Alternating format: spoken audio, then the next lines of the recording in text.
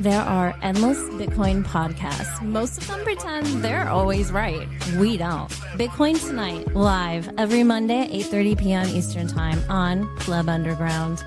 No scripts, no influence or hierarchy, no mercy for bad ideas. Some takes land and some don't. Some sentences should have stayed in our heads. You'll hear all of it live with us, HumbleWarrior, Mr. Ulric, and Phil. Plus, a chat that makes sure we know when we're wrong. If you're not here live, you're missing the point. And yes, you're missing the best part. Monday nights, 8:30 p.m. Eastern Time, Bitcoin Tonight. Catch us live. The replay, it's not going to hit the same. Damn, I really like that. Well, that Are was you great. down with the Club Underground? Yeah, good Man. stuff, Humble. Very Nice. well done, Humble. What the heck? When you only sent that to us like within like the last 2 hours, and I was just like, I was eating the late lunch, and I was like, oh my gosh, that was, and I didn't notice the background music. Yeah, I'm so glad you guys like it. Yeah, I mean, the downfall was the fact that it was like this extra step I would have had to take to like go take a screenshot of Phil, like his actual face, and then what was it going to turn out like? Because he's always got the headphones on and the mic in front of his, so it's like, he's just going to be the, avatar. I can't wait to see the next rendition. That's right. There'll be a Rev 2 and a Rev 3, but it is honestly absolutely awesome. You already did a Rev 2. It was like 2 seconds. Yeah, I know. Had to fix the plub. We're not plubs. We're plebs. It's okay. It's okay. Guys, you know the deal. It's Bitcoin Tonight. Welcome back. We got a whole lot of topics that we are going to cover. Lots of fun stuff. It should get pretty spicy here. What are we looking at here? We're all in this together. We're going to take a look at some more cycle theory. Yeah. Okay, these are the right links. Good stuff. Yeah, because sometimes I paste the wrong thing. Another useless strategic metric. We're going to take a look at some communal Saylor protection. That's right. Last week, we saw that. Came out in full force for Saylor. Stake and Shake setting the Bitcoin standard, of course. We're going to talk a little bit more about that. Make all those Bitcoin treasury companies look terrible. New York Times, Saylor weigh in. I'm excited to take a look at that one, New York Times. I wonder what they had to say about Saylor. Pretty sure it wasn't that good. Macro warning flags. It wasn't. Macro warnings flag. Macro warning flags raised. I can't say that 10 times fast. That's right. Got a lot of spicy stuff we're going to take a look at, but you guys know the deal. First, we're going to give a shout out to the Pleb Underground sponsor, Archimedes Emporium, and we're back to dive into all the fun. Let's frickin' go. Pleb Underground is sponsored by Archimedes Emporium. Discover the pinnacle of precision engineering, starting with their Bitcoin logo wall clock, meticulously machined in Maine from a solid block of aerospace-grade aluminum, ensuring unparalleled durability and performance. Experience the difference of a product made without compromise. Head on over to Archimedes Emporium. Guys, the brilliant thing about Bitcoin is that we can simultaneously be all in this together at the same time, truly not like each other, truly be against each other. Bitcoin is money for your enemies. But at the same time, we're trying to move things along to where we get rid of this stupid fiat experiment. And so a few people have chimed in about this type of culture paradox, dichotomy, if you will. I don't know how to, again, I'm going to mess up names. Yves Benaim. It's Yves Benaim. There we go. Yves Benaim. Yeah. Yves Benaim. It's a good name. Solid. I'm sweating already trying to say it. Don't worry. I can't even see it. So it's a Venn diagram. Yeah, it's a pretty simple one. Phil, Humble, do you agree with this, that we are not all in this together, but at the end of the day, we're all here for Bitcoin? Humble, you first. What do you think about this diagram when you see it? See, when I first saw it, I was like, this is not the nicest one of these I've seen, because you really have to look at it. Okay, so there's Bitcoin in the middle. We agree. Yet another Bitcoin max, the other. Yeah, obviously we're all in it for Bitcoin, and we have varying levels of dedication and what we think Bitcoin is. So, but yeah, it was okay. I don't know. It seemed to have definitely, I mean, what? How many retweets does that say? 66? I think so. Yeah. Okay. Yeah. Seems to Something be like pretty that. good. And 35 likes. Yeah. Phil, the thing about this is that there's so much pressure from people with a lot of popularity, and we're going to see that later. But people are chastised because we don't just by default cheerlead for someone just because they're waving an orange flag. What's been your experience or your feedback, or I guess your experience recently with regards to this type of dynamic?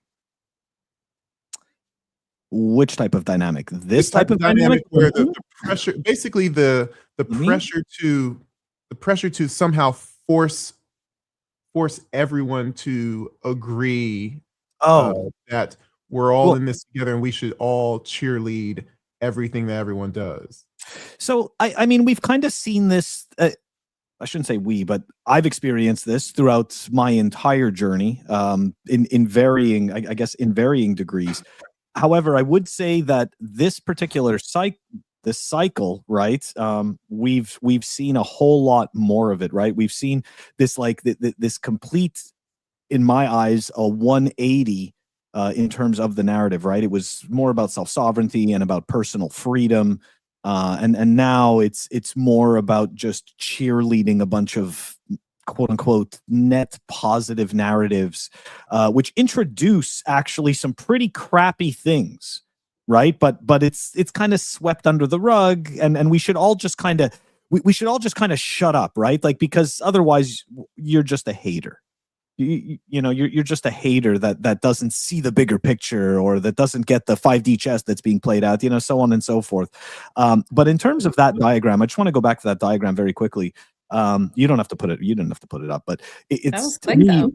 Yeah, that was very quick. That to me was really when I saw it, I was like, oh my gosh, this is the meme, because for me it really does embody the Bitcoin space, the varying Bitcoin communities, so to speak, you know, the different Bitcoin networks.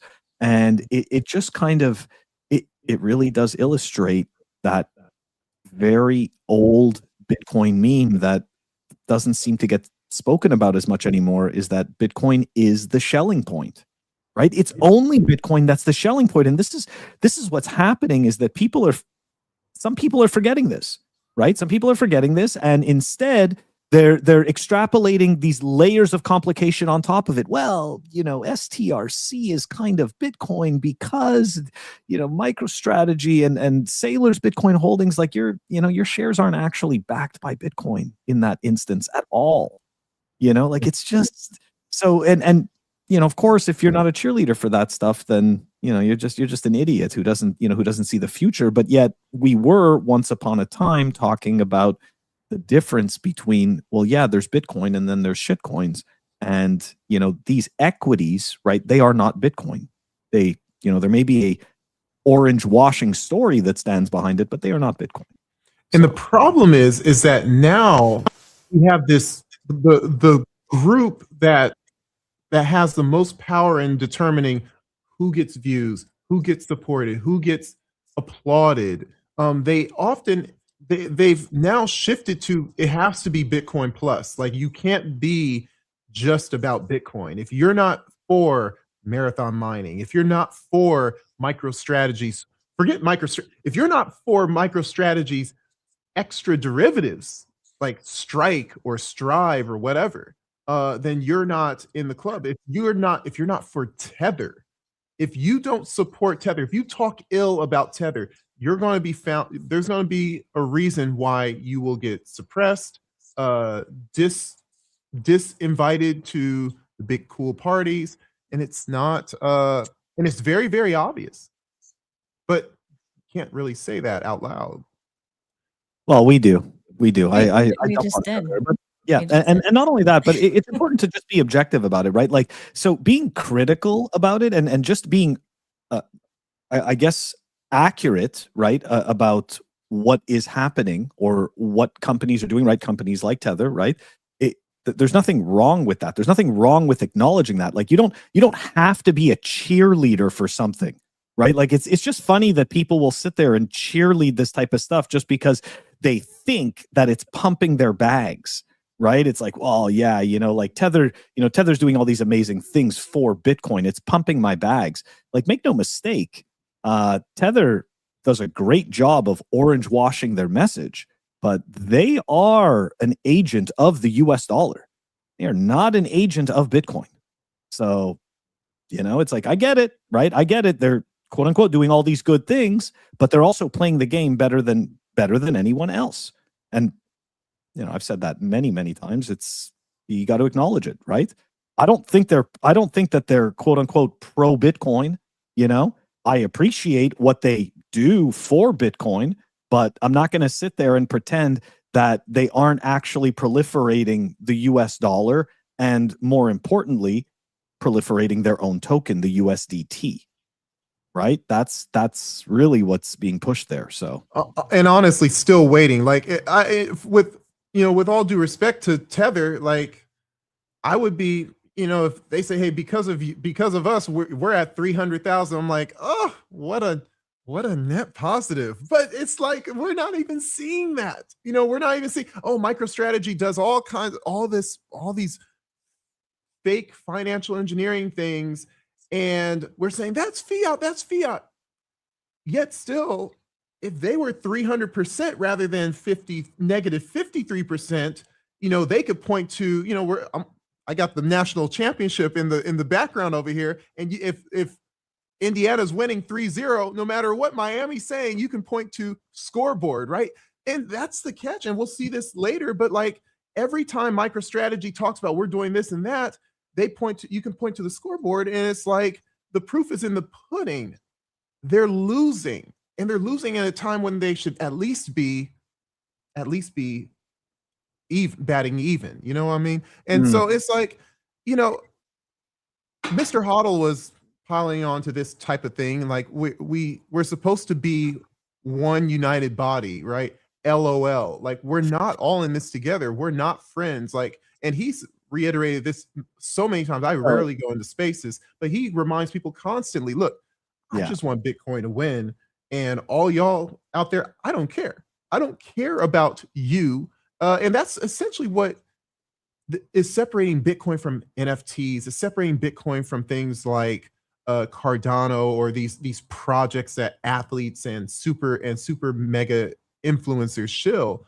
These types of things don't require some sort of collective movement. Bitcoin doesn't require this collective socialist movement for it to succeed. It just requires everyone to kind of work out their own individual incentives, which is what? To preserve their value, to create value. And all of a sudden, good money ends up winning. Michael Saylor and Robert Breedlove, they kind of talked about that kind of stuff in their early chats when, things looked like they were going down the right path. But of course, Phil often says no one's bigger or better than their incentives. Humble, you talk to Mr. Hodl probably more than me. What's he like? Does he have this? Does he hate everyone, or is this tweet real? Does he really believe that we're not one unified body? Yeah, I mean, well, I don't think he hates everyone. I think he's like a lot of us when you are interacting online. Or are we all saying hi guys? Okay. No. I was working. I didn't even tell her this week to join. Yeah. He took a while to warm up to me being a woman in this predominantly male space where they're questioning a lot of the women, like, what are you here for? I think he was a lot happier when he found out that I was married. And he's like, oh, good, you're not here to like try to land the guy. You're good. Okay. Right. Oh, you have kids. You're good. You're really good. Yeah. It's like, yes, I'm happily married.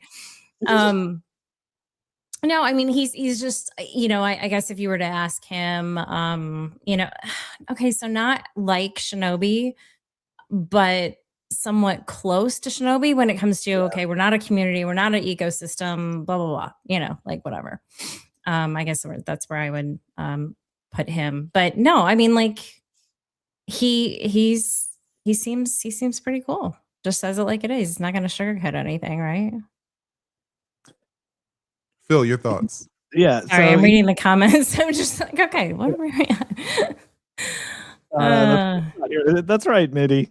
I don't know. Do you need? I don't know. I'm like, do you want us to put that up there? No, she does. Look, she's an honest Bitcoin. Hey, if you're Yeah. posting in the comments, you are subject to go public. Yeah. So be cautious of what you're saying. Absolutely. This is a live show with full interactivity. Like Mr. Fell says, I'm here to make money. That's what I'm talking about. And hopefully these people out here, instead of diluting shares, they're here to make money too. Well, whoever lands Mitty, I mean, she's an amazing woman. So, I mean, I'm just going to put that out there. I love free her. advertising for Miss Mitty right here. Yeah, there you go. That's right. Tough girl. Okay, go ahead. Sorry. We have Pleb Underground, the dating service. We're going to get commissions on that, right? Right. Yeah. Well, is there like a poly market? Okay, sorry. Back to the Mr. Hodl thing. I just want to go back to the yes. Yeah, so I've definitely spoken to Mr. Hodl now for a minute, right? It's probably been like at least 5 years or so. And my first encounter with him was him questioning me on why I run so many Bitcoin nodes, specifically Lightning nodes. I had just started, running Raspberry Pis. I've told this story a million times. And, I got to the point where I had like something like 9 of them running. Why? Just because I can. I enjoyed building like all of these, these different security boxes into these different types of nodes, and I would post pictures of them, like node porn, right? But it's not real porn. Anyways, the point is that like, he questioned me, and he was like, things together. I know, but it was. People would sit there, they'd be like, "Man, that's so nice. How did you get?" And I had LEDs in the case. Like, man, it was back, right? We were having fun. Anyways, reckless, right? I lost Bitcoin in one of those nodes for a very long time. Anyways, the point is that he was the first person to sit there and be like, why do you think you're securing the Bitcoin network anymore because you run that many nodes? And I was kind of taken back, right? Because obviously everyone you're speaking to is just like, oh my God, that's so amazing. Oh my God, bullish. Where do I get that stuff? And he's just like, well, what do you think you're doing with this? So, and I'm like, I wrote back and I was like, no, I know that I'm not, but I'm having fun. And he was like, okay, cool. Like it was interesting, right? It's kind of like one of those like stop you in the moment, and it's just like thinking about what you're doing. So the whole point I'm trying to make is that he is a very interesting character, but to the point of Bitcoiners, right? This whole thing about this unified thing, that's that particular take. There is a small, I'd say, there's a subsection of people, Bitcoin enjoyers, that classify Bitcoiners in a specific community, maybe a singular community. And they believe that this community is bound together by Bitcoin and a whole bunch of other ethos. However, really, right, a Bitcoin enjoyer or a Bitcoiner is just a person, like Mr. Hodl said, right, that uses Bitcoin, right? They run a node and they spend and save with Bitcoin. I mean, that's really what it is. So all of that, that whole other kind of, I guess the word I'm looking for, that kind of wooey type of fluff, extraneous stuff. Peripheral. Like that's layers. It's just layers on top of Bitcoin that don't, it's social abstraction, right? Like it's just a whole bunch of social things that are happening around Bitcoin, but they are not Bitcoin. So it's important to delineate that when we are faced with people who are putting pressure to celebrate one person or another, it's like you are not obligated to be a Bitcoiner and cheer on some suit wear that says this stock is very important to the network. Like as long as you stay within the bedrock of what Phil just said, you're good. And that's going to help you win in the end. So we just need to make sure that we, the Pleb Underground watchers, the Pleb Underground participants, that we keep our feet planted firm in the foundations of what Bitcoin is, and never forget that, because there's a whole lot of people that are trying to pull us to support things and lend our money to things, and it'll end up being lost, and someone else will gain off of our ineptitude. So I want to go into some cycle theory. We're going to see something about the 4-year and 3-year cycle. I've never heard of this, but Joe mentioned that, guess what? If the 50-week moving average, which is currently at 101, if we can recover that in a short amount of time, he says we can safely say the four cycle theory is dead. Now, before we comment on this, because I want to take it collectively, because this isn't the main part of our show, but I want to show you guys this 3-cycle theory thing. So you guys have probably heard about Croesus, BTC. He's gone on a lot of podcasts, Preston Pish back in the day. I would say generally a hopium dealer. I think he had this one good concept where people were trying to talk about Bitcoin adoption. I remember I got to give him kudos, is that if you're not putting legitimate like buying power into Bitcoin, it really isn't Bitcoin adoption. Now, of course, that could be to a Nigerian, that could be a certain amount of buying power. To an American, that could be a different amount. But he was talking about, hey, if you're not putting, a few stacks aside, for just from an average person standpoint, it's not real adoption. It's speculation. It's going to Vegas. So he does care about Bitcoin adoption, I could say. But however, he's talking about this interesting pattern, quote unquote, of Bitcoin has a 3-year uptrend, then trend line breaks into a bear market. Trend line resets 3 years of new bull market. Now, here are the words. I want you guys to look at this chart. I know it's dark. Try your best to zoom in. Maybe the lights in the room are causing it to look darker than what you guys see. You can see the hopium.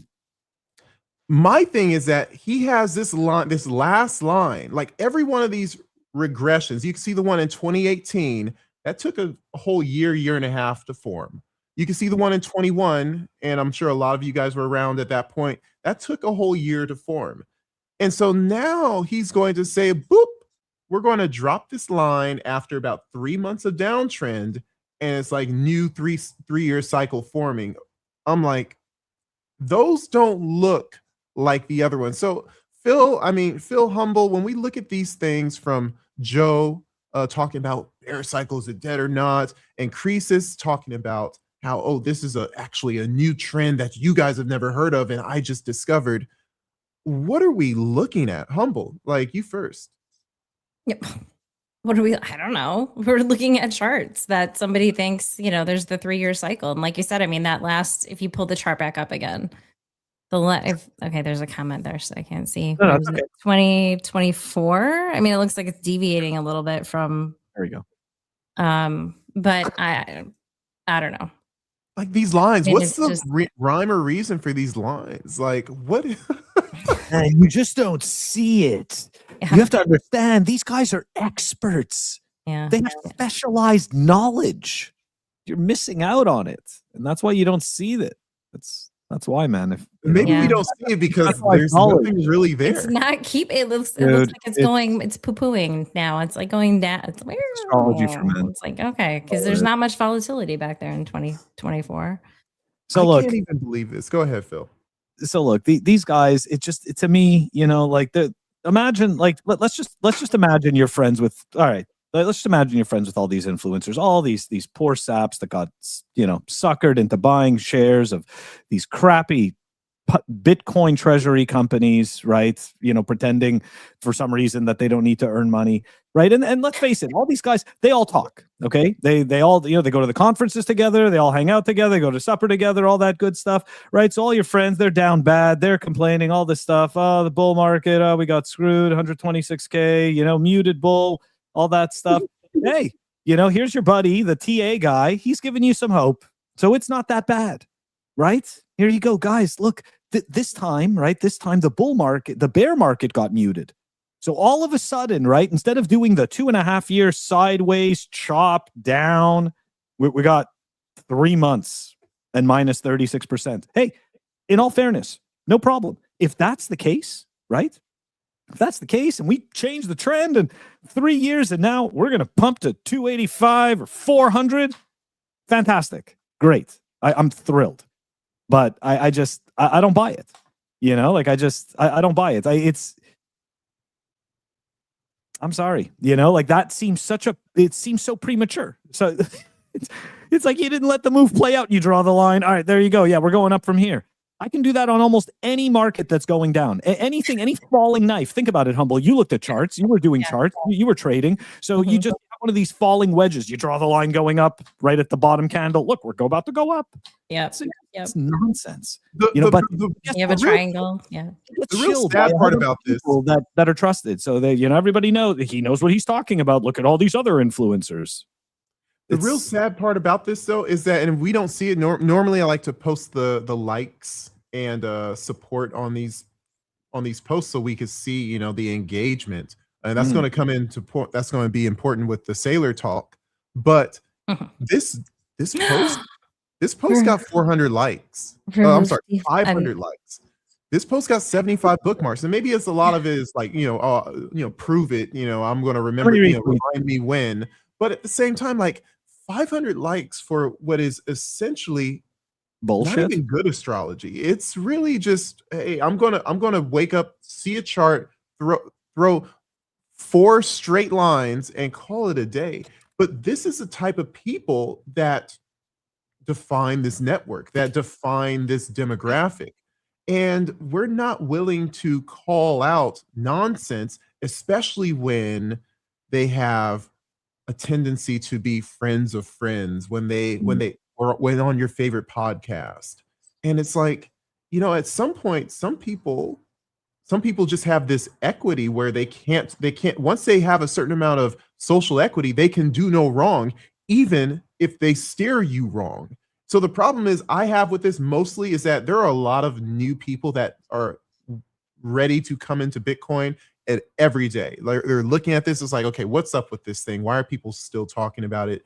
And then they look at the people who are advocates, the proponents, and the ones who have the largest voice. And if the ones with the largest voice happen to be the ones who are so egregiously wrong, we talked about Samson Mao last week.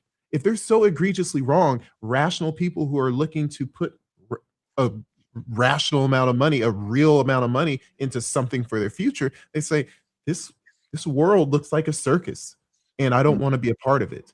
And though you could say, well, have fun staying poor, but the Bitcoin network could have saved people if we just had the right advocates speaking about the right type of topics. Do you guys kind of agree with that? Am I on the right path there, or am I being too harsh? We, the Bitcoin network. Is that what you just said? You just said that. That's why I normally. I don't think you're allowed to say that. But might not be true. No, but I am a node. You are a node. We are all nodes. We're all nodes. We're all nodes. Peacefully. Austrian economics. Moving the individual is the crux of society. Yes. Okay. I just wanted to take a moment to see if you can give me more of a side view there, Sarovic. Are you trying to grow a mullet? Is that what you're trying to? Yeah, actually. Yeah. Okay, I thought you were. Yeah, they are. I go to a Hispanic barber. I'm like, bro, like I'm multicultural. Show me what y'all working with. So, do you know what the original mullet looked like? I just don't know. This isn't a real. It's like a colored people mullet. Yeah, because the original mullet, that's like some white boy summer shit right there. Like that's like the mustache, right? The mustache with the spiked hair and like the hair down the back. Yeah. But yeah, I am doing like a kind of like an Afro mullet. I thought so. Yeah. That's great. What is it? Is business in the front and a party in the back? Isn't that what it is? That's allegedly the definition of what it is. Yeah, you're not the first person to question my hairstyle or to wonder about it. But yes, we'll see how long. It's cool. Every 3 weeks, I say like let's cut it down a little bit. So we'll see what the spring brings. Yeah, it just reminds me of like of when I was a kid and I would want a haircut and my parents would be like, "Do you know where that haircut comes from?" And like I just did that. Like that's boom. I'm old. That's what's happening. Anyways, too funny. We're all nodes. Oh my gosh, my face is hurting. Okay, we are not all mullets though. So we're gonna go into a Michael Saylor phase of this show. The New York Times. They are calling him potentially a fraudster, financial genius or fraudster. It wasn't a year and a half ago. Maybe it was. Yeah, it's probably around this when I joined Pleb Underground that he was on the cover of a very famous magazine. I don't want to. Maybe it's Fortune, maybe, and he took a picture with the big B. You guys remember that? Oh yeah. Yeah. Okay. So yeah. It's amazing how fast time. how fast things can change in the Bitcoin space. But guess what? Us Bitcoiners, especially on the pleb underground, we're not so scared to potentially call what he's doing fraudulent, or at the very least fiat. And I think that's what it is. It is fiat, fraudulent. You know, we all know what he's doing. He announced his plan, but he's definitely going down a fiat path. He's not living on a hard money standard. He's taking a different perspective of what Bitcoin is. And I would say he's using Bitcoin to exacerbate or to prolong a company that is dying in a sort of like finding new credit avenues, I guess you could say. So New York Times is calling him out. Let's just keep going. I think this is a good point to stop here. And I gotta ask, maybe Phil has looked into this. What is a Bitcoin rating? Because now it's a new metric to justify his company work. No, that's made up. That's just made up nonsense. I mean, are we? Is there any reason to go on accounting principles at all? Bitcoin per share. It's the same thing as the Bitcoin per share. Is it really the same thing as Bitcoin per share? No, it's not. But I'm talking about in the sense of it being nonsense. Yeah. It's the same thing as Bitcoin per share. Sorry, before we go into this though, Verhoofdy's asking, goes, who lent him the money to buy all that Bitcoin? So interestingly enough, right, he started off with $250 million that Strategy had accumulated that they weren't they weren't using, right? Like they were like GameStop. GameStop had $5 billion. Exactly. Same thing. Yeah, similar. Yeah, except GameStop is actually in a better position than they are, surprisingly. Oh, wow. But, was Strategy not in that good of a position back then? I forgot. But weren't they in like a good financial position? They just had a weak business, but but cash heavy?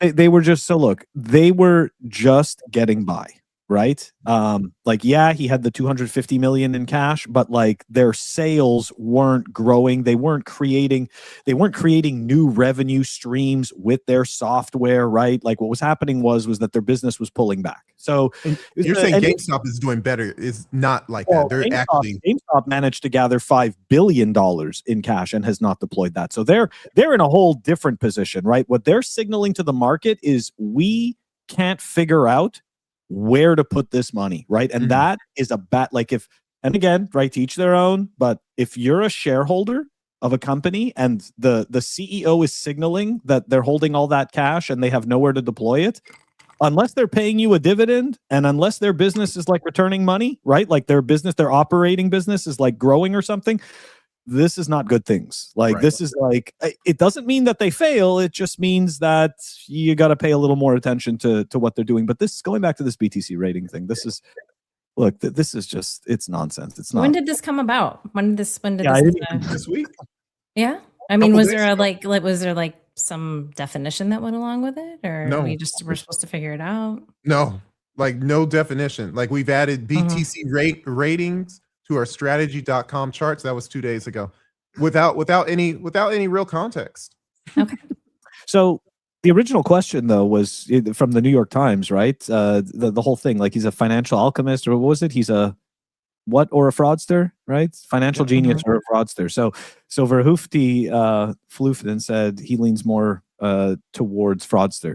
So I don't, that's the interesting part about it, right? Because he's essentially doing exactly what the central bank does. He does exactly what the Fed does. Like he's creating money out of nothing, right? And he's making guarantees to people, and he's paying them for the risk that they're supposedly taking.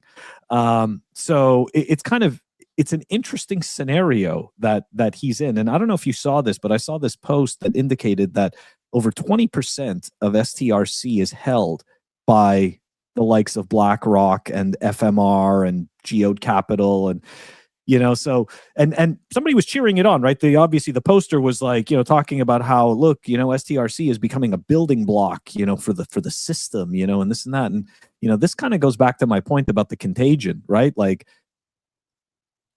a lot of us are looking at MicroStrategy right now and thinking, well, they've got all that Bitcoin. So when you're looking at MicroStrategy, think Bitcoin. But the reality is it's a company. It is not Bitcoin.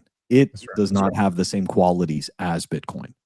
So is this the New York Times that posted this? No, that was so New York Times just gave their opinion. Oops, going too far ahead. But the New York Times just gave their opinion about how this isn't. They finally gave their opinion to this. But this is their article. That's their article. But these right here, that's the New York Times article. Right. These things are just on Saylor stuff. No, I understand that. I was just because I was thinking when you said that, like, because I had remembered that article. I remembered, of course, there were some negative things that were said. And then it was 12 hours ago. I wasn't sure if it was the New York Post or New York Times, but New York Times. I get notifications from like Down Detector. So they were down. They were down like 12. I'm like, oh, how about that? Because there weren't like a whole bunch of outages at the time. And I'm like, that's interesting. Just that. Want to know something else that's interesting is that this post, again, so I'm keying in on the engagement. I see 6,000 likes, 200 bookmarks, but when you look at the replies, and that's the environment of Twitter has become so filled with bots. And it's like, bots are a part of, in my opinion, part of freedom. Like if people or anon accounts, if you want to just live in obscurity on the internet, you have that right to do so. But there's a lot of, when you look at the true replies in the comments and the engagement to the replies, then you start to see, well, what's the real sentiment on what this post is making? So when you just look at surface value, say, oh, 6,000 posts or 6,000 likes, 314,000 views. It's pretty engaging.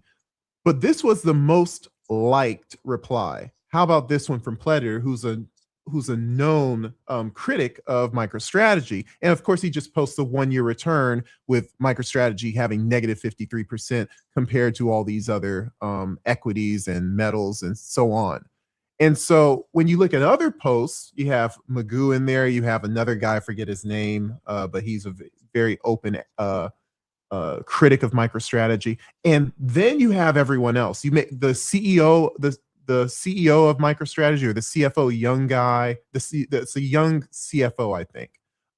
He replied and he had about 100 likes, but the most liked post is this one. So what does it tell me? It's like, look, MicroStrategy, the bots may come in and do their automatic engagement, but people aren't buying into what he's been saying like they were in 2023 or even 2022 during a bear market. One more thing with regards to the influencers coming in to bat for Saylor, because guess what? Maybe someone wants Michael Saylor on their podcast. So what do? They say a good thing. You have Stefan Livera, who says, hey, I think Saylor is getting some friendly fire. And he has this initial tweet and then the retweet, but at the end of it, he says, I think it's way too premature to declare whole business models or ideas dead. Simply takes time, blah, blah, blah. It's like, you just have to hodl. But look, he's telling people, if someone genuinely is trying to grow a pie for Bitcoin holders, usually users, people with Bitcoin exposure or Bitcoin mind share in some way, then support them. He's telling you, if you don't support them, you're an enemy. That's very Anakin Skywalker of him. But like, Phil, when you see this tweet, what's your first impression? Yeah. So, this is kind of one of those weird net positive tweets, right? Where essentially, because look, the piece right here, if someone is genuinely trying to grow the pie of Bitcoin holders, users, people with Bitcoin exposure or Bitcoin mindshare in some way, then support them. No, because that's not accurate, right? Because someone else said the same thing. No, I'm not gonna. This becomes the situation, right, where a person validates poor behavior to say that, well, the means justifies the ends, right? I got to where I was going. So all the people, right, that I threw under the bus on the way, that was fine. Right? Like that was all good. So no. So yeah, I do think that creating a product where your company can't stand on its own two legs, right? And then selling that, like, hey, no problem, right? Absolutely. You're totally entitled to do it. Guess what? This is the internet. So you're going to have critics, right? And if you can't handle the critics, then that's your own issue. So I do appreciate, right, like Stefan's point about what does he say here at the top? Saylor is broadly correct that there is too much unnecessary friendly fire among Bitcoiners. I don't disagree with that, because there's a lot, right? Like Bitcoiners, again, there we go, that unifying statement. We'll shoot first and ask questions later, metaphorically, right? Like when I read anything, I'm immediately critical of it right away, right? It's just my immediate bias. And I have to undo that as I dig into information. So to this point, right?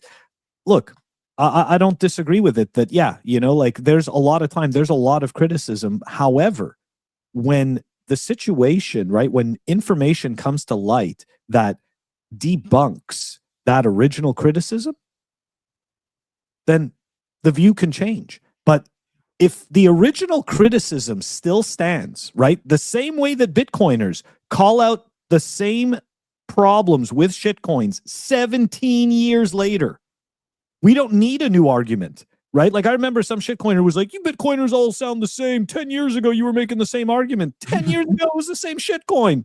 That's right. Nothing has changed. So when it comes to Saylor, the whole point I'm making is that the same arguments are sticking because they haven't been debunked. Now, that doesn't mean that they can't be debunked at some point in the future, right? Let's say with Bitcoin, he's able to revive his operating business. Let's say he decides that he genuinely wants to do that, right? And genuinely compete in the business software arena again.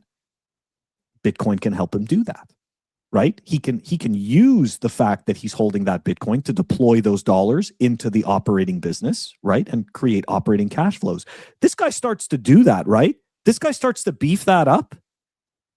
It's going to be a different story, right? And see, this is the point, right? Of like, it's one thing to, I think it's one thing to say that, we're people are critical and then, just shit on it for the sake of shitting it, but it's not. It's about looking at it accurately and understanding the pros and the cons. There was a lot of people that came to Bitcoin once upon a time, and that wasn't considered to be an outlandish thought or behavior. That was expected. This level of cheerleading was, anyways, wild. It's amazing. It's funny, for a whole bunch of people that talk about how fiat is garbage, right? And how Bitcoin is so amazing. It's funny to see how many people change who they are for the fake dollars. It's crazy. Humble, I came into Bitcoin a lot because of, pretty much around the same time as Saylor. That's the funny thing. Like, I think to the very, even though I had a little crypto early on in 2017, I truly became a Bitcoiner, like without knowledge of Twitter or anything. It just happens that my dad told me about Bitcoin at the same time Michael Saylor said, I'm a Bitcoiner. And so I have this like weird tie to him, watching the Breedlove interviews and that's the reason why I started creating in the first place. And so a lot of the stuff he said early, with regards to, Bitcoin being a defense against, fiat encroachment, calling fiat theft. When I see his company take on the same formula as the fiat machine, it feels hypocritical. What are your thoughts to his evolution and his change over the years, where he used to be like this cyber hornet creating these stories and analogies about how Bitcoin is going to save the world, and now he's pretty much a derivative of the central bank? I think it's very confusing for everyone. And I think that's, it happened so quickly, where I think one of the first things that I remember is self-custody. It's like, oh, wait, self-custody is the way, but now you're saying it's maybe not where is this coming from? How do you change your tune so quickly and so passionately, and And it's like, well, it looks like it's going to benefit you, doesn't it? So then there's like this whole incentive thing that you look at. You're like, well, okay, well, that's great. Now you have this incentive to have people not self custody. And so that's going to be your narrative. So it's like the narrative switch because your incentives change. That's the way I saw it. And I know I'm not the only one. I think what you were saying earlier about, if we're speaking to that post in general, in my eyes, you've got you have haters, right? So you have people where it's essentially comparable to Trump derangement syndrome. People that like hate this guy so much. And then you've got people that are just worshiping him like he's a god. And we see the posts. We see these posts where people are literally calling him God or Jesus or something. And it's just sick, we're going right? to get to that one in a minute. Yeah. So you've got these two sides. So of course there's going to be a lot of hate. And in addition to that, you have that crab mentality that humans have in general, where you have somebody who's succeeding in something and you're like, oh, I don't want them to succeed, So there's just so many facets of this. Or they don't want to see the people who decided to buy MicroStrategy and said, oh my goodness, I was getting paid every 4 weeks and I was doing so well. They want to be able to say, told ya, right? It is only Same going to way last for so outsiders, long. no coiners treat Bitcoiners, right? Yeah. So there are just so many facets of this. And, he's a central figure for so many. So he's going to get a lot of attention. He's going to get a lot of hate. He's like the Trump of Bitcoin. I mean, he really is. I mean, he's the one everybody knows about, everyone points to. He was the unspoken, you couldn't say anything bad for a long time, and then not until MicroStrategy. And then people were able to be like, well, wait a minute, this doesn't make sense. And I feel like we should be questioning this. And that's the thing. Bitcoiners should always be questioning things. People should always be questioning things. You should never have heroes, and that is the problem. So, you've got that, like I said, the Trump derangement syndrome, and then the Trump worshipers, Saylor, same thing. You have to be in the middle. You always have to be questioning things. So very well said. Yeah. And the scary part about this is that, it's hard to give Saylor the pass when there is so much, it's almost like comical support for him. And I'm going to pull up this chart or this tweet from an account called Bit Strategy. And so you mentioned you call him God. I mean, we see people call him God. People call him all kinds of high-end, high-level praise or worship-like analogies. In this tweet, he's called the King. And I started looking at the language. And I'm like, oh my gosh, this tweet is very weird. It doesn't sound like a human wrote it. And I just popped it into Grok. And I'm like, hey, is this AI? And Grok says, yes, there's strong evidence that BitStrategy 21 uses AI to generate at least many of its replies and possibly some original posts. Coinicarus himself retweeted this post, and he said, the cult of personality and hero worship, this usually ends well. Sarcastic, obviously, of course. Yeah. The problem I see here is that right around, there was a time when no one really was hating on Saylor. When he, billionaire CEO, says I'm on your team, everyone's like, oh yeah, finally, like one of these guys kind of likes us. And he made a 180 turn. He was anti-Bitcoin, then he became the Bitcoiner per se. And then all of a sudden, he started drifting towards this financial engineering stuff in the beginning of 24, or I'm sorry, at the midway through 23, as he was alluding to his 21 plan. But it's like on top of that, you have the finance bros, you have the punter Jeffs and the Rye Quants, and you have different podcasts, so many podcasts, friends of mine starting podcasts about MicroStrategy only and ignoring Bitcoin.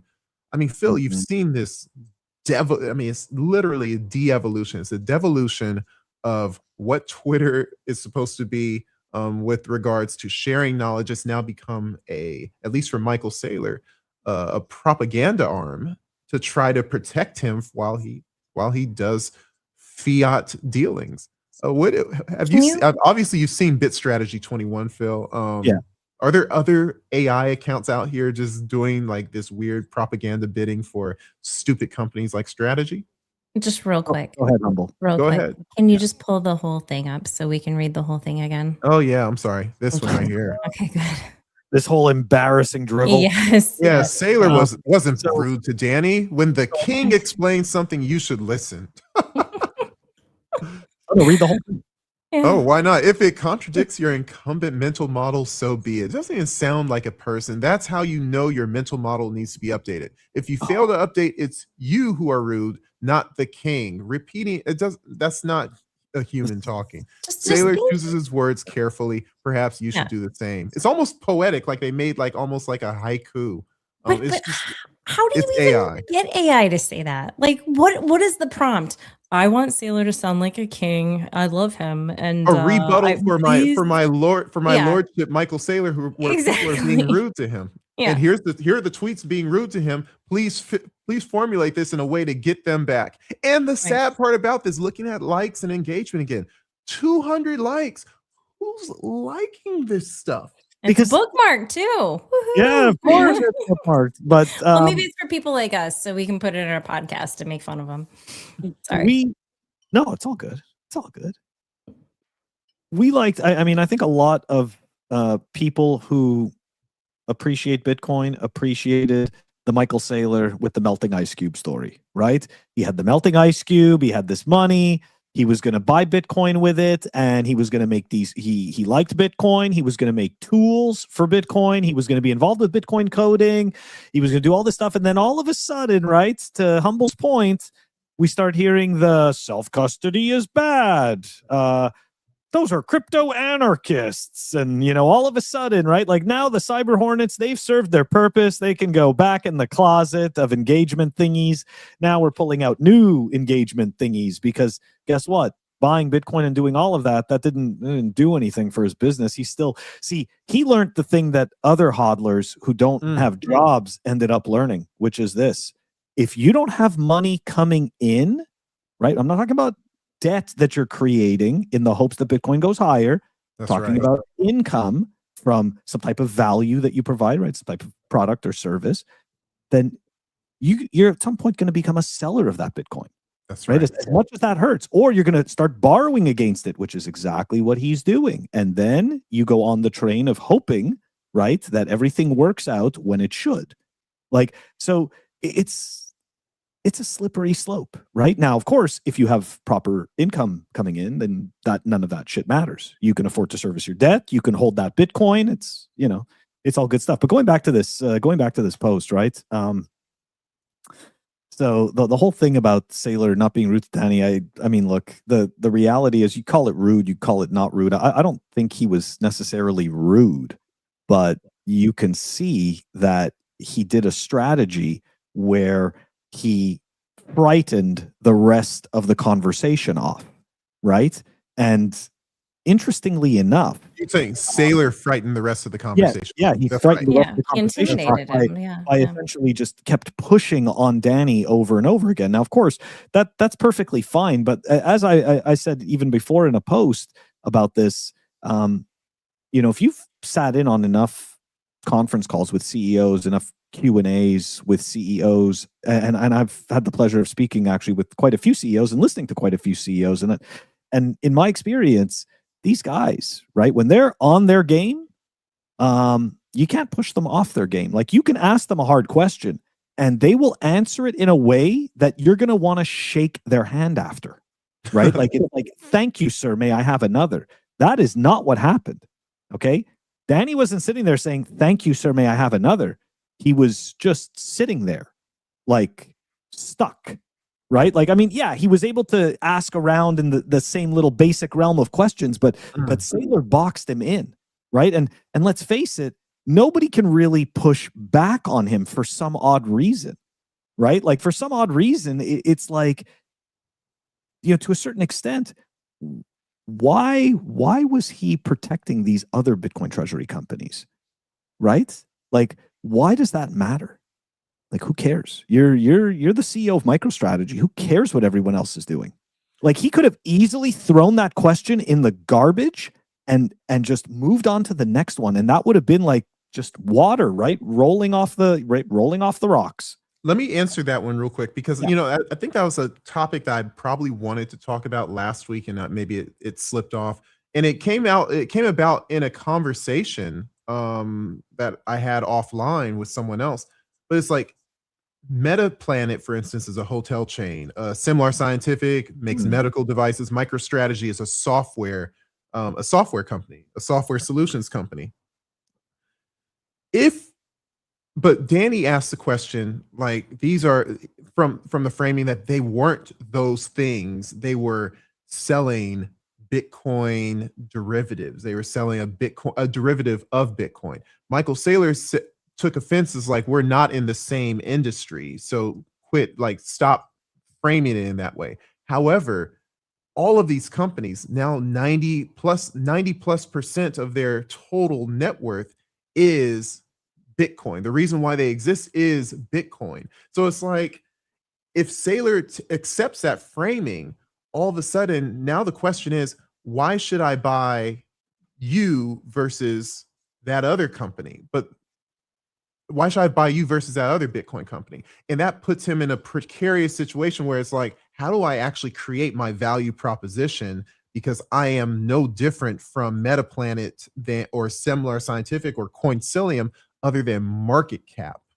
And it's like, it almost like doesn't enable him to create a value proposition other than I'm a bigger version of the same damn thing. So it's like he loses who he is unless he captures that argument right away and says, you're wrong from your framing. And so he basically captured the framing and he captured the basis of the argument. And now you can't even get to the root that Danny was trying to get to. And so, like you said, he boxed him in. Mm-hmm. That's a strategy that I actually read about recently, that if somebody is asking you a question, like you put a post, for example, and somebody's responding to that and they're asking you these pointed questions, you never answer the question because they already know what they're going to say to you because they're expecting what your response is. And so you're supposed to counter with a question so that their question doesn't get the authority. Your question gets the authority. Most people won't understand that and know that. So I'm actually curious if he did that. He probably did. Absolutely. I mean, it's like, he didn't address Danny's initial concern. He just completely shifted and said, they are different than me. But in reality, no, they're not. They're both all Bitcoin treasury companies, but their previous existence was hotel software, medical devices, and whatever. Go on. But no, they are no longer that. So answer Danny's question. He refused because that would basically give him no market positioning different than his alleged competition. And that's why now he can say truly that we're all in this together because they are in different industries, but they're not really. It really is a competition. So he basically, he took, it was well played by Michael Saylor, but he's a great linguist, right? So he used that against Danny. Well, yeah. And there's going to be the sheep that blindly follow everywhere. It doesn't matter where you are. It's not like because you're in the Bitcoin space, you don't have sheep. Of course you do, So there's going to be the people that are like, oh, wait, whatever he says, it's great. We're going to follow. It's wonderful. We're not questioning anything. And so, here we are.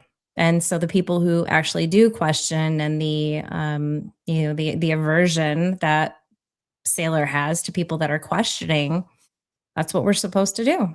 And there's probably a lot more sheep in the space than there are people that actually are using critical thinking. That's not a Bitcoin treasury company. That's a hotel chain, right? Yeah. It's like, it's so stupid. Hotel chain. That's very loose. Yeah. A chain, yeah. It's not a chain. It's one link. Why don't change cars? Link. Is that all it takes? 2 hotels, you got a chain. It's so fraudulent, but that doesn't even, like, now Saylor lives in lies rather than being honest. And in my opinion, a lot of people came into Bitcoin to run away from fiat lies, to running away from the smoke and mirrors, and here we are creating them again to justify what a lot of us think is a incorrect action moving towards a Bitcoin standard. But speaking of Bitcoin Standard, if I can segue, unless we have other topics on this one, I had one more. Oh, go ahead. Go ahead. One more quickly on this one was he reframed. Okay, one of the things that he did with the conversation with Danny, right, was that he reframed. Why aren't you criticizing the companies who don't buy Bitcoin, right? Or why aren't Bitcoiners criticizing those companies?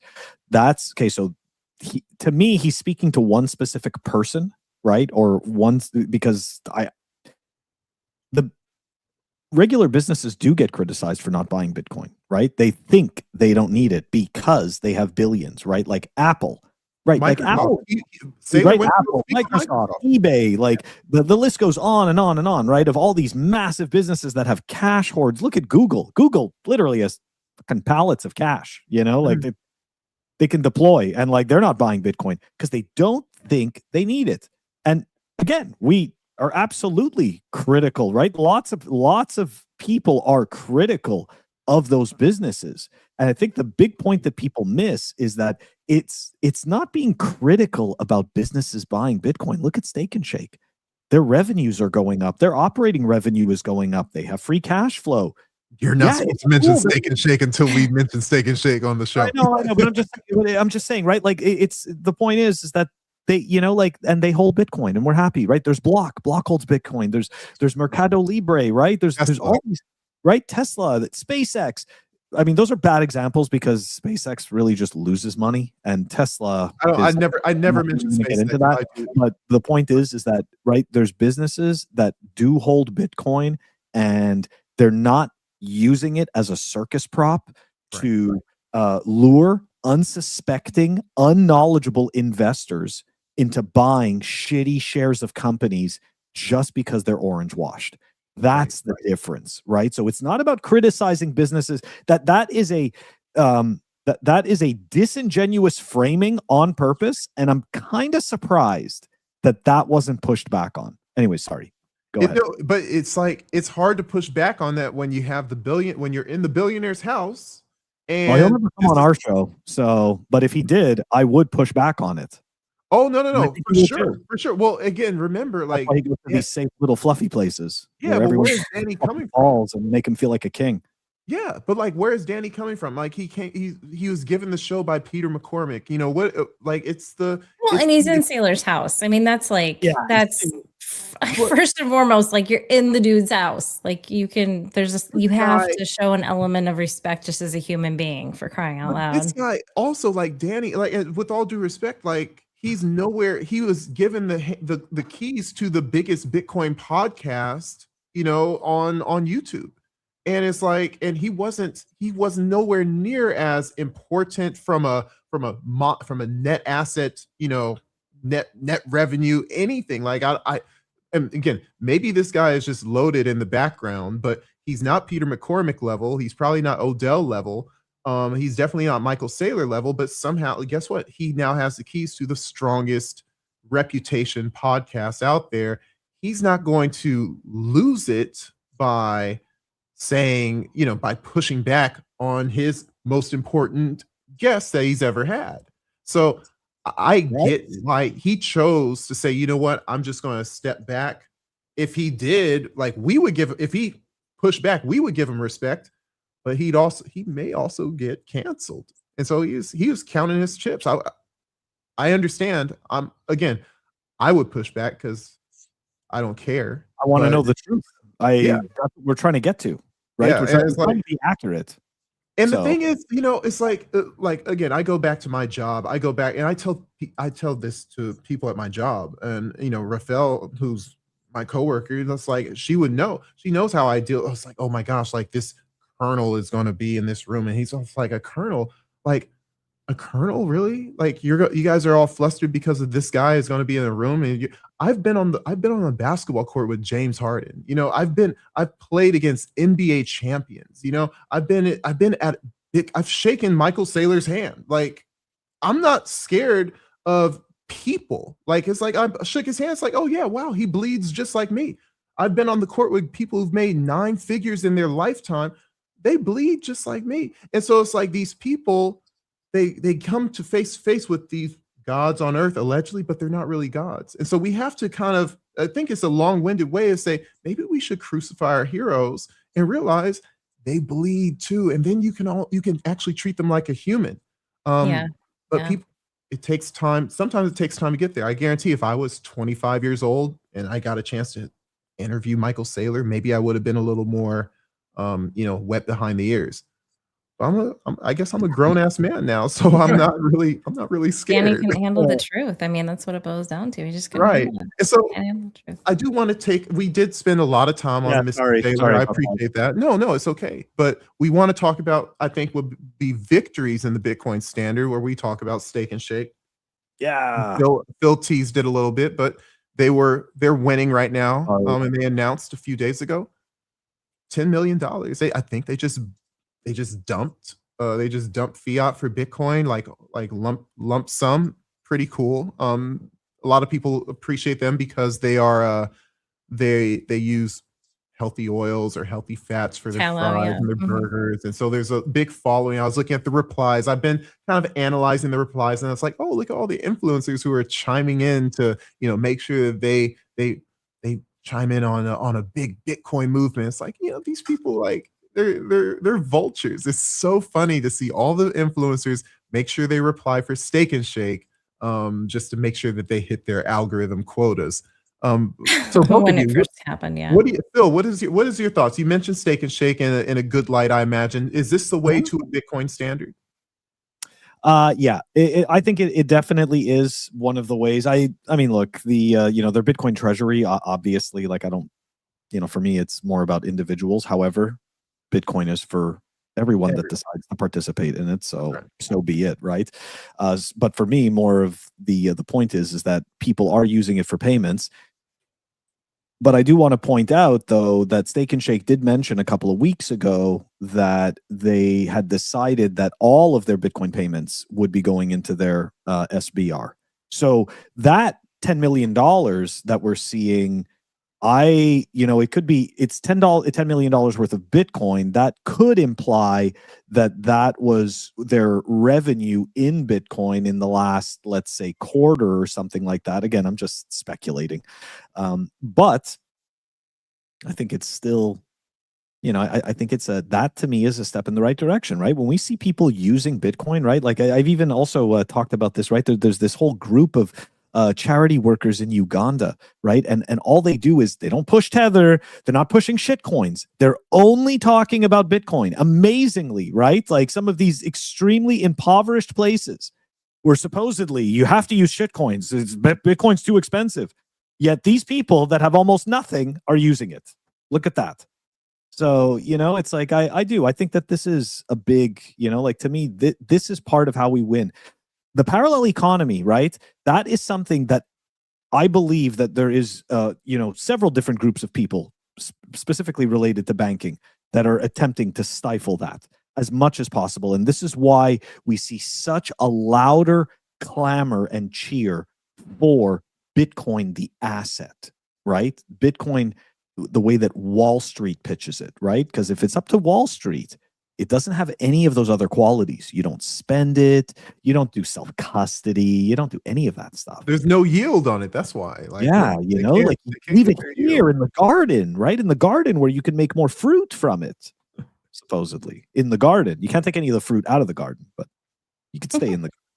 Is this Hotel California reference? I'm not sure. Yeah, it is. It is. It's the Roach Motel. It's Hotel California. It's the world is a prison. Like, anyways, Humble. Have you ever? It's a happy prison. Okay, it's a happy camp. That's right. That's right. Humble. Have you ever eaten at a Steak and Shake? And what are your thoughts on this this announcement? I did. I was one of those that went over there when they announced that they were going to start accepting it. And I went to the local one, which was like 45 minutes away from my house. And it was completely dead. And we paid in Bitcoin. It was like, oh, cool. This is great.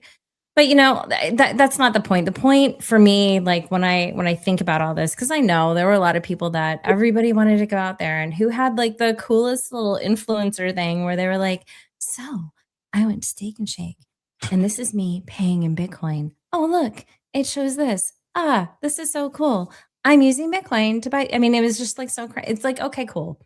I mean, I see stuff like that. I'm like, I could do that, but I don't want to do that. Like, I don't know. Maybe I'm old, but anyways, it's cringe, and it's a cringe. viral. Yeah. The Like viral taking a nature picture of of look it at me makes walking sense. and Yeah. exchange. It's like, The who whole started that? Like, did Jack Mallers do it, and all of a sudden all the little like Bitcoin girls and Bitcoin boys wanted to show that they can do it too? It's just it's such a weird algorithm Yeah. hack. I mean, it must happen a lot.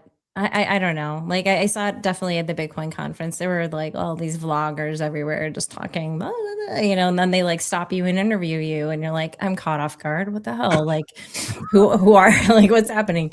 Who are you? Yeah, exactly. Luckily, they'll at least send you the stuff like after they've tagged you. But and most of them are not on X, they're on Instagram. So you're covered if you're not wanting people to see.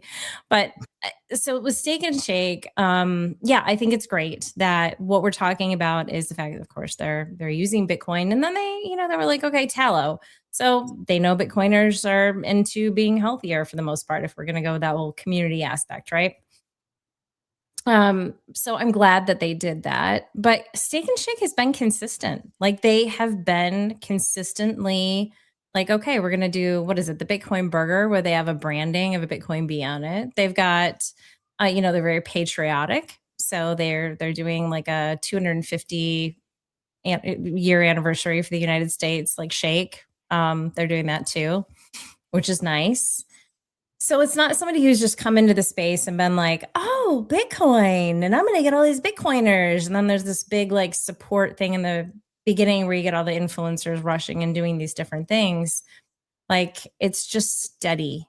And I like to see that, it's like, okay, well, it maybe sounds like they're here for the long run, and they really do mean it. I mean, they were called out with I think we had the tallow fries. They were still, I think when they were frozen, it was still vegetable oil or something. Yep. And they were honest about it. They were like, yeah, you're right. And we're going to see what we can do about that. So they didn't ignore it. They didn't try to cover it up. It was good. It was commendable.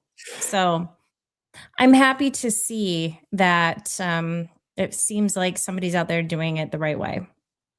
And they're not trying to get all the glory, they're really just like, okay, we're going to do this and hopefully everybody likes it. And it's good. Well, I mean, I think that's a part of the value for value. I mean, people, they listen to their people. They provide another service offering. Their people respond in order. And they have a very good following, over 500,000 followers on Twitter for basically a small regional fast food chain. Like, I mean, yeah. Well, and they're family owned still, right? It's not owned by a conglomerate, right? It is not in and out. That's family owned too, but they are nowhere near that size, and they seem to have as much. I mean, in terms of follow per store, massive change. So, good for them. Okay. Go ahead. They're owned by Big Larry Holdings. Just to point that out. So should we know that? Oh no, I know that. Who's that? Big Larry Holdings. It's Big Larry. It's essentially it's Big Larry. Who is that? It's Big Larry. That's who that is. No, so like this is a guy who owns a bunch of different companies. He's a follower of Warren Buffett, right? Of this value investing, and Steak and Shake is one of the brands that they own. Now, to your point though, right, about being family owned in the world of Buffett, when they buy businesses, they keep the family involved. Yeah, because that's why they bought the business, right? In their case, they buy the business because of who is there and how they're running it, as opposed to these privatization firms that come in. Private equity firms, Thank you. Private equity firms, and as you know, strip out the good people that are there and fill it with a bunch of crap, and then just extrapolate as many dollars until the business dies. Sports Chalet. I don't know if you had Sports Chalet over on the East Coast, but Sports Chalet was one of those kind of like Dick's Sporting Goods. No. Sports Chalet was one of the small competitors with Sport Mart and Big Five, and Sports Chalet was just eaten like 8 ways a Sunday by a private equity firm. And once they were bought, they were basically nothing after about a year and a half. So many of these really companies, it's sad. You know, I mean, this is totally, I mean, it's on the same topic, but not like, it's not, I don't know. So Tom's, have you Yeah, heard of ACP, you Tom's? remember. It was a good store. Yeah. Is that the one where it looked like a chalet on the outside? I It was mean, like, mine in California, like Mhm. like you couldn't even tell what they would like. It It just might looked be a like a different store place I'm thinking of around here. in Yeah. SoCal. Yeah. So have you heard of Tom's toothpaste, like Tom's natural Yeah. toothpaste? I've had it on occasion. Mm-hmm. So apparently I just saw like a post today that they were bought out by Colgate. So I mean, it's, yeah, okay, that makes sense. I don't know how long ago that happened, probably a long time ago, went unnoticed. But there's lead in the toothpaste. Wow. Yeah. I mean, I haven't had it any time recently, but that's Yeah. crazy. I mean, according to this I person don't like the who- taste. I never did. yeah, I know. So it's interesting, you know, it's like people come up with this good product and you hate to see that happen. Somebody comes in and then whatever you were passionate about it for, like Tom's natural, it was natural ingredients, and let's just assume there wasn't lead in it then. Right. You know, and then Colgate Lead comes is natural. in. And they're like, yeah, right. Yeah. I mean, that is true, right? It's technically. But yeah. So Too funny. I want to go back to some conversation in here. So Verhoofdy Floofin, he mentioned how never bought into the notion that we have to transact in Bitcoin. I'm going to key into the have to. And he's also said it's an asset.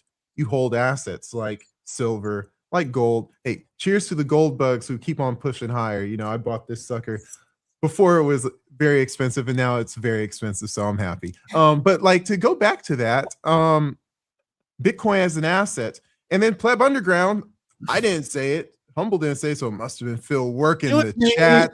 Good job. Is that we don't. However, we can, and that is good. The idea that Michael Saylor has evolved to being always saying capital asset. Also, look at other people who reiterate Bitcoin, you know, pristine capital asset. The idea is that they want you to forget that it can be used peer-to-peer as a form of digital cash. And it works. It moves quickly. It moves quickly enough for a big transaction on chain. It moves quick enough on layer 2 on Lightning for smaller transactions. But if you just treat it and you get into the mind meld that it's not supposed to be moved, that it's supposed to sit in a vault somewhere, then that vault can easily be justifiable to be JP Morgan or Fidelity or Bank of America. And then all of a sudden you lock away your ability to transact freely, and the bank owns your ability to act in the economy. And that's what Bitcoin was designed to avoid, that no bank could stop you from exchanging value from one person to another. It's okay to save because that's one of the monetary use cases. But if you're forced to only be able to save, and if you want to transact, you have to exchange it for your local currency, government-owned currency. They own you, and basically you don't get to choose when and where you transact. They choose that for you. So Bitcoin saves us from that, and that's what gives Bitcoin its value. Guys, did I miss anything before we move on? I just wanted to say, you know, I mean, you think about when we're talking about Bitcoin being a revolution, and a lot of people don't like to say that because they think it's just this really terrible thing. But if we are going in the direction of CBDCs, which it seems we are, some parts of the world, it's very obvious and it's happening, right? Europe, China. This is the revolution. So you get more and more companies that will take on the ability to transact in Bitcoin. And you see, of course, Square is really helping to make this happen with their terminals. That is the revolution. You know, I mean, if you're faced with this, like, okay, well, you have to opt into this system, and now we're going to be tying in your digital ID. And you're like, well, no, I don't want to do that. This is your way, you know, but if you're moving into a system, are you looking confused right now, Sarah, like because of a comment or because of what I said? I'm listening, and I'm getting ready for also because I'm the conductor, I'm getting ready for the next topic all simultaneously. Oh, gotcha. Because you look confused there for I'm like, oh gosh, what am I saying? I thought I was I thought I was making sense. Trust me, I know, if you I was said like, wrong, I would am I too paranoid right now? Am I very going soon. down like the rabbit hole? No. the more companies that will accept Bitcoin. No, sorry, go. In the future, I mean, like starting now, right? In the future, if we're put into this position where it's like opt in, and I mean, I'll just get religious here. Let's say it's the B system, right? Sure, you know, and because you're only able to transact with this and you have a mark, and this is the only, exactly. That's why you start now. So to say it's an asset, yes, but you also have to think about the future. I mean, if you have children, think about your children. You want more companies that will be taking Bitcoin as a form of payment. So that when that does happen, right, we have a system that's set up already. That is the revolution. Well said. Very well Bill, said. anything? Very nice. I guess just to wrap up, right? There's nuance, and the point is that at least when I'm being critical of the way Wall Street frames Bitcoin, I'm not saying like Bitcoin isn't that, right? Like when we talk about NGU, when we talk about Bitcoin, the asset, right? Like I'm not saying Bitcoin isn't those things. It's these other things. That's not what I'm saying at all. What I'm saying is that it's multifaceted. It's all of these things. And to simply just decide that one particular quality of Bitcoin is the totality, that's just illusion, right? Like you're just deluding yourself. That's all I wanted to say, to people that you can focus on one particular quality, right? But this by is, the way, this is not the whole picture. Most people in America, no matter how much they want to spend their Bitcoin, we have the chief fiat currency, and for the most part, we exchange in dollars, and we're kind of okay. But that medium of exchange use case may be a little more relevant for people in Venezuela, Argentina. Argentina was using the blue dollar, right? Nigeria and Africa in whole, a lot of economic strife and broken economic systems, financial systems. They need Bitcoin as a medium of exchange. We've seen plenty of videos where you have these convenience stores and they accept Bitcoin in different parts of Africa. So let's not lean in too much to the Saylorism of Bitcoin, because that will estrange these people that actually need a good money to exchange value. For the last segment of this episode, I want to kind of get into some macro stuff. General macro stuff. So let's move on from the Steak and Shake. So three things before we end, and then I want to get your guys' feedback.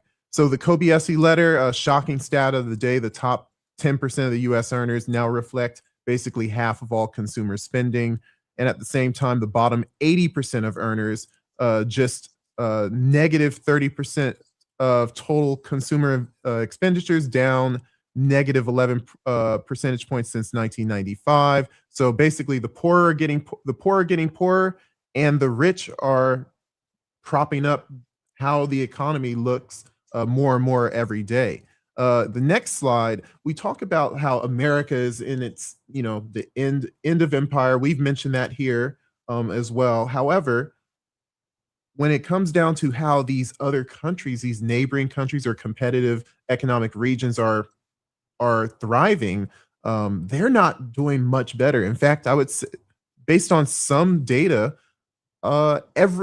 even the poorest of U.S. states are doing better than many G7 countries. If you guys can look at the summary down there, it says that even America's lowest performing states are performing better than the likes of Japan, UK, and France. Mississippi, West Virginia is performing better than all of the G7. So basically, if there was a G8, you could take the United States and all those G7 countries and then add West Virginia.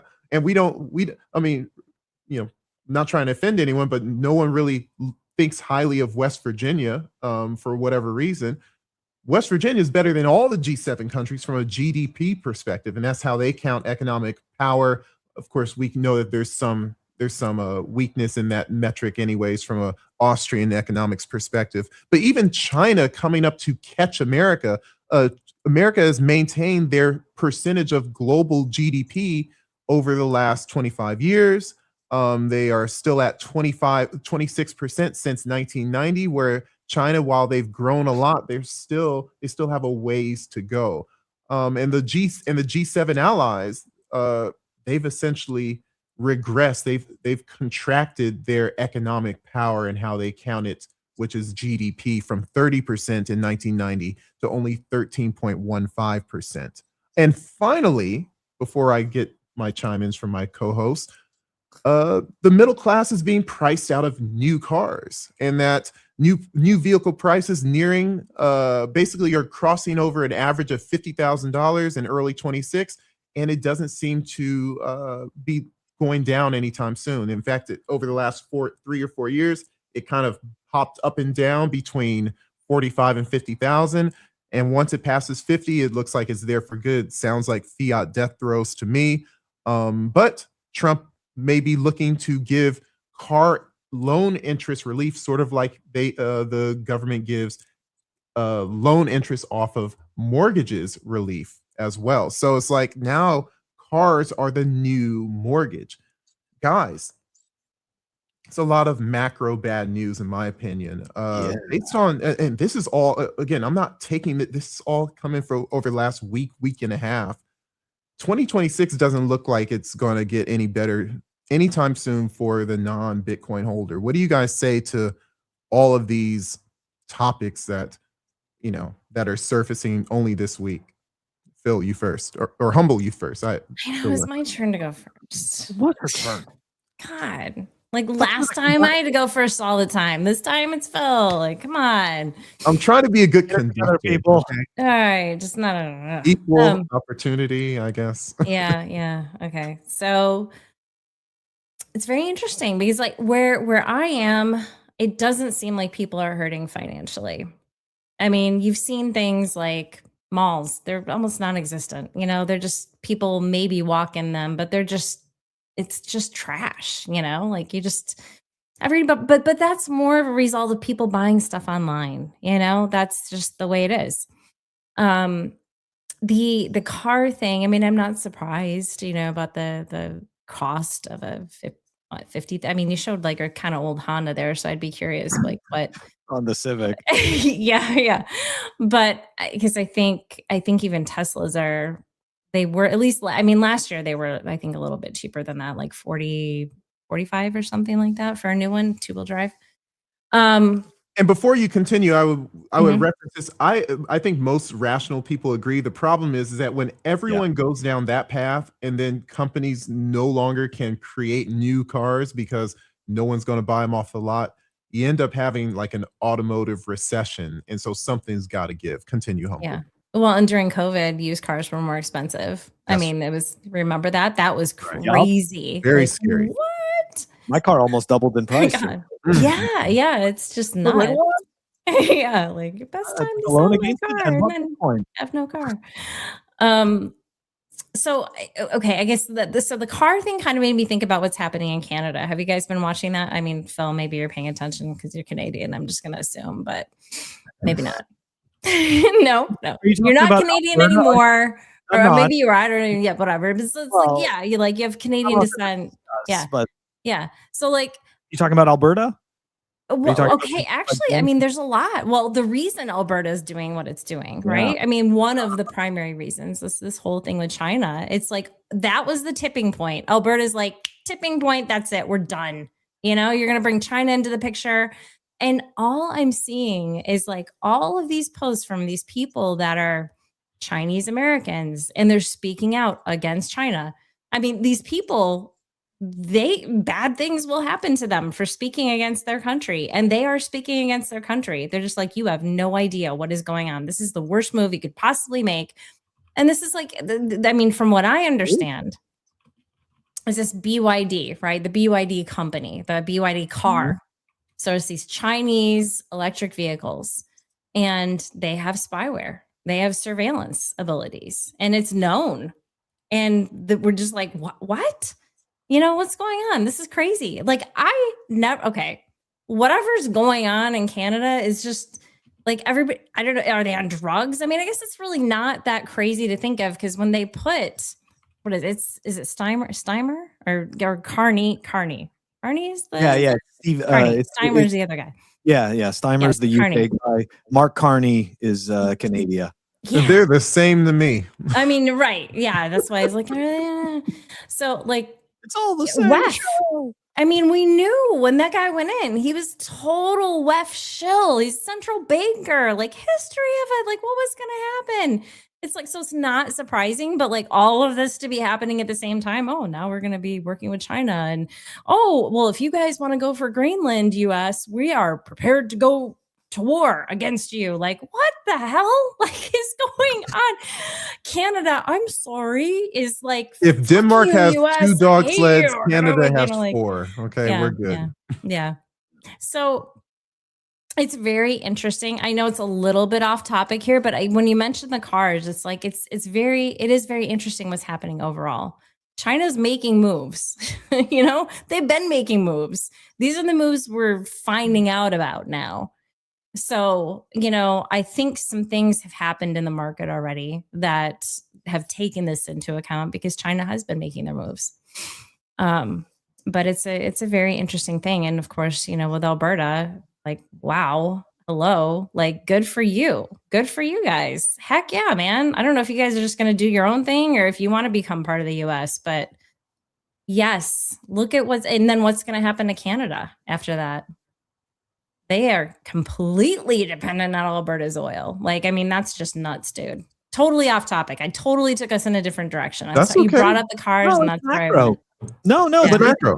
It's macro, and I mean, look, so Alberta is interesting, right? Because it's if I'm not mistaken, it's the only province that doesn't run a deficit.